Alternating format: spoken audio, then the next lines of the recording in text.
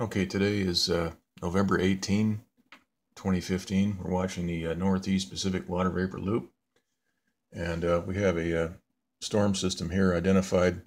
Uh, this was a disturbance yesterday, but today there is no such uh, disturbance indicated on the National Hurricane Center map. We can see a hot air a transmitter is focusing down on top of this system right here, and we can see that here on this side and also here. So they are surrounding this little storm system with a HARP transmitter. And the other thing is they're blowing this apart with microwave. We can see the icicle pattern all the way around that system right there. Let's go ahead and look at this on the, this is the East Pacific Water Vapor Loop. And we can see the blast rings. We can see the icicle pattern. And we can also see the effect that that blast pattern has right up here. Sort of, we've got an area of high velocity outbound pressure wave, and that is creating this icicle pattern right here. And the same thing right here, they're hitting this little area right here, and that area completely implodes. Let's look at this in the, this is the visible light mode. I'm going to stop this and we'll just scroll through, and you can actually see these rings right here, and over here there's a couple of pock marks, and watch what happens. Let's go back. There's a pock mark right there and one up here. If we all through here,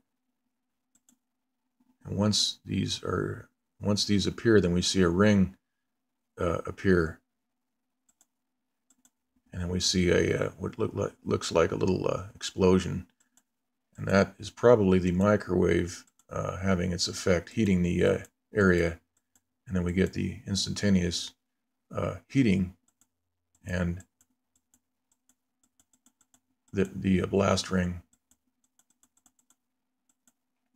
We can see it better down here on this one. So let's run it at full speed.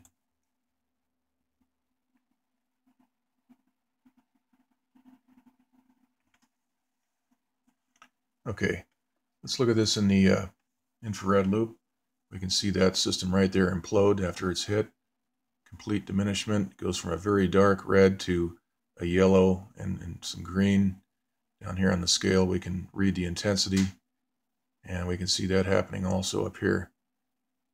And there's we can see evidence of a ring right here. So they are hitting these two systems, and that's why on the National Hurricane Center over here there's nothing indicated. Yesterday we had a 40% chance of hurricane formation in this area of low pressure.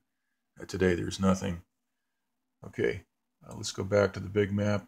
We can see the remnants of that storm system moving into Oregon and Washington. We have high pressure still dominating. This will remain in place for several days because of a new, very strong hurricane force storm way up here. That is moving down through the Aleutian Islands. We'll keep an eye on that.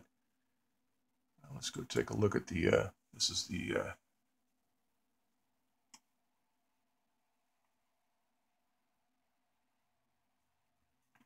this is the surface analysis map, and zoom out a little bit here, and we can see right here we have a developing hurricane force storm with 974 millibar. This is quite a ways out in the central Pacific, actually in the west central Pacific right here, but this will be moving right down towards the west coast. Also, we have a gale force still identified out here. That's that storm that's been completely flattened, and that is moving towards, it'll wind its way around this very strong stationary high pressure right here. All right, so that'll probably end up going into Washington or Canada. Okay, let's get back to some of these other maps. We have the southwest.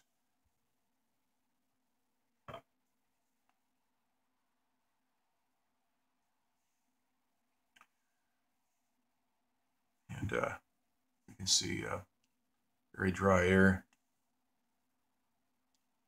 This thing zoomed in, there we go.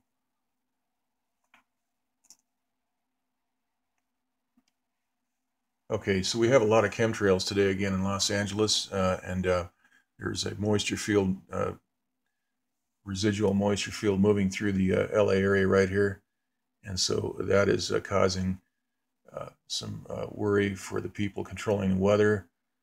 We are not, we have not had any rain, and we can see the here on the rainbow loop. It is very dry today. I measured about 32% relative humidity this morning, and so they are chemtrailing and keeping the rain out. There's a very broad area of chemtrails. It looks like it came in off the ocean, the way it looks.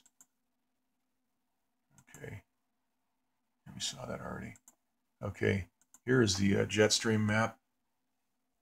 This over here. Jet stream map has changed a little bit since yesterday. It's now moving in from the northwest, moving diagonally down towards Texas, and then doing a U-turn. You can see that. All right. Let's take a look at the 500 millibar analysis. We have high pressure indicated here, some ridges. So this gale will move up and over that area, if at all, and into Washington and Oregon. What's left of it.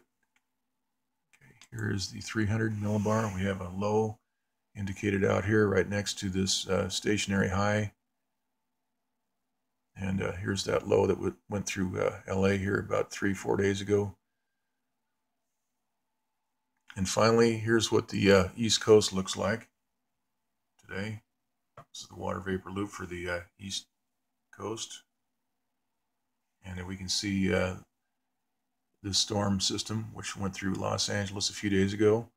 It's got a HARP transmitter right in the core. And we have a very large moisture field that is going to bring some rain into the northeast. We can see that all right here. And of course, there's a HARP transmitter right here, winding its way and blocking this system. And so that'll be the update for today. And we'll do another update tomorrow.